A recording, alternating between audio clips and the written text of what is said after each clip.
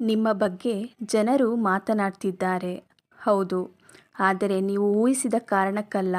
ನೀವು ಭಾವಿಸುತ್ತೀರಾ, ಅವರು ನನ್ನ ತಪ್ಪುಗಳ ಬಗ್ಗೆ ಮಾತನಾಡ್ತಿರಬಹುದು, ನನ್ನ ಫೇಲ್ಯೂರ್ ಬಗ್ಗೆ ಮಾತನಾಡ್ತಿರಬಹುದು, ನನ್ನ ಲೈಫ್ ಬಗ್ಗೆ ಜಡ್ಜ್ ಮಾಡ್ತಿರಬಹುದು.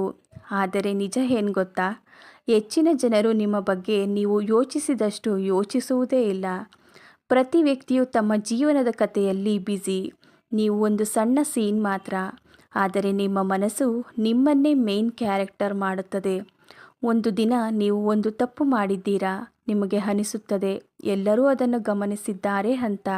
ಆದರೆ 90% ಜನರಿಗೆ ಅದು ನೆನಪೇ ಇರೋದಿಲ್ಲ. ನಾವು ಓವರ್ ಥಿಂಕ್ ಮಾಡೋದು ನಮ್ಮ ಇಮೇಜ್ ಬಗ್ಗೆ, ಆದರೆ ಜನ ಮಾತನಾಡೋದು ನಮ್ಮ ಪ್ರಾಬ್ಲಮ್ಸ್ ಬಗ್ಗೆ. ಒಂದು ಸತ್ಯ ಕೇಳಬೇಕಾ? ಜನರು ನಿಮ್ಮ ಬಗ್ಗೆ ಮಾತನಾಡಿದರೂ ಅದು ಎರಡು ಕಾರಣಕ್ಕೆ. ನೀವು ಏನಾದರೂ ವಿಭಿನ್ನ ಮಾಡಿದ್ದೀರಿ.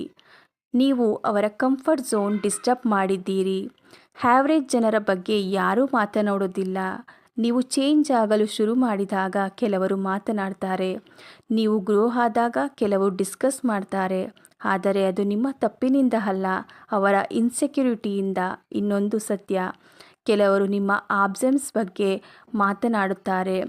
ಅವನು ಈಗ ಕಾಮ್ ಆಗಿದ್ದಾನೆ, ಅವಳು ಈಗ ಕಾನ್ಫಿಡೆಂಟ್ ಆಗಿದ್ದಾಳೆ, ಅವರು ಈಗ ಇಗ್ನೋರ್ ಮಾಡ್ತಿದ್ದಾರೆ.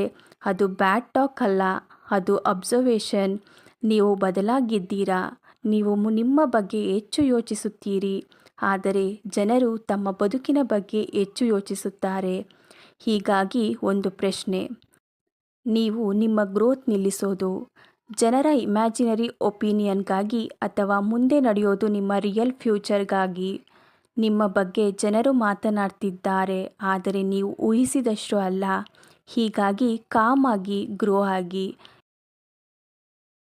ಯಾಕೆಂದರೆ ಕೊನೆಗೆ ಜನರು ನಿಮ್ಮ ಬಗ್ಗೆ ಮಾತನಾಡುವುದು ನಿಲ್ಲಿಸುತ್ತಾರೆ, ಆದರೆ ನಿಮ್ಮ ಫಲಿತಾಂಶ ಮಾತನಾಡುತ್ತದೆ.